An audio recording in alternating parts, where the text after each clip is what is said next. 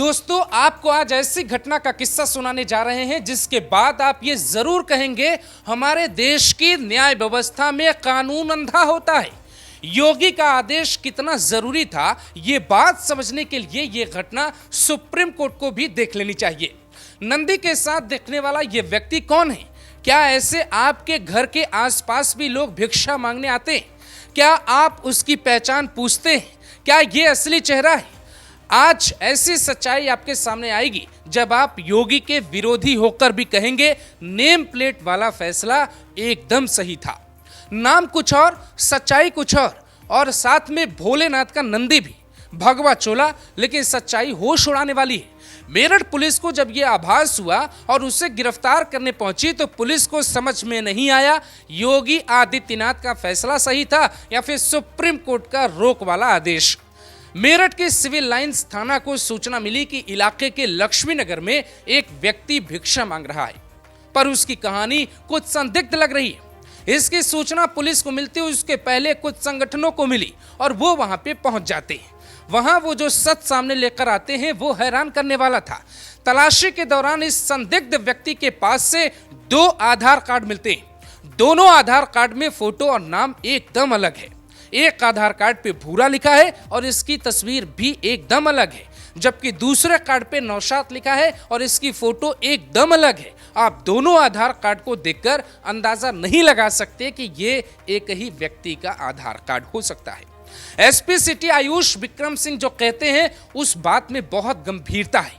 उनकी बात सुनाते उसके बाद आपको बताते हैं कि आखिर पूरी कहानी क्या है। एसपी सिटी कहते हैं इस मामले की जांच के बाद ही कुछ कहा जा सकता है, लेकिन 2 अलग अलग नामों के आधार कार्ड और बरामद हुई दवाइयां संदेह पैदा कर रही है। इन दिनों कांवड़ यात्रा चल रही है। इस प्रकार की घटनाएं माहौल के लिए ठीक नहीं है या इनकी वजह से अप्रिय भी हो सकती हैं। एसपी साहब की आशंका बिल्कुल जायज इसलिए है क्योंकि इस तरीके से कौन वेश बदल के कांवड़ यात्रा में घुस जाए, कौन महाकुंभ का माहौल बिगाड़ दे, ये चेहरे पे थोड़ी लिखा है। भूरा एक ऐसा नाम है जो दोनों धर्मों में चलता है। पुलिस की जांच में पता चला है कि ये व्यक्ति कई तरह की नशीली दवाइयां भी रखता है। ये नकली जोगी के पकड़े जाने के बाद योगी के फैसले का फर्क आप बेहतर तरीके से समझ सकते हैं। वो नंदी लेकर साथ चल रहा है, फिर भी पहचान क्यों छिपा रहा है? सुप्रीम कोर्ट के उन 2 जजों तक ये वीडियो पहुंचाना चाहिए ताकि वो समझ पाए कि योगी के फैसले का मतलब जमीन पर क्या था।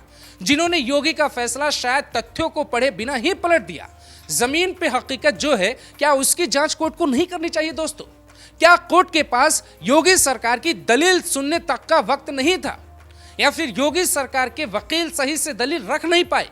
अब सवाल यह है कि इससे ऐसा क्या किया कि इसको इस तरीके से पुलिस को गिरफ्तार करना पड़ा, या कोई ऐसा गैंग है जो आपके आसपास भी एक्टिव है?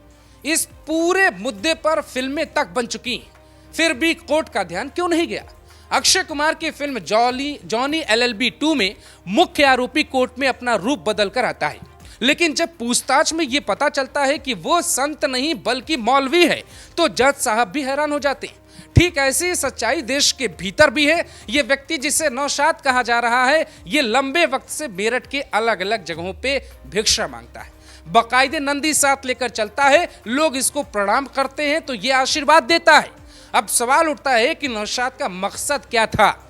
ये सिर्फ एक नौशाद की कहानी नहीं, न जाने कितने नौशाद हैं जो आपके आसपास घूम रहे होंगे, जो भूरा बनकर आपके बीच ही होंगे। सुप्रीम कोर्ट का आदेश है, योगी का फैसला गलत है। किसी पे पहचान बताने का दबाव नहीं बना सकते, तो क्या नौशाद को भूरा बनकर भिक्षा मांगने का लाइसेंस कोर्ट खुद दे रहा है? ढाबे और दुकानदारों की बात अब मोहल्ले तक पहुंच गई है। इस तूफान को अब रोकना मुश्किल होगा। हालात ऐसे बन जाएंगे जब आपको पहचान बतानी ही पड़ेगी और कोर्ट को इस फैसले पर फिर से सोचना ही पड़ेगा, क्योंकि जमीन पर हालात अलग हैं, सुप्रीम कोर्ट में बंद कमरे के हालात अलग होते हैं। दोस्तों, इस वीडियो पे अपनी राय जरूर दीजिएगा। जय हिंद।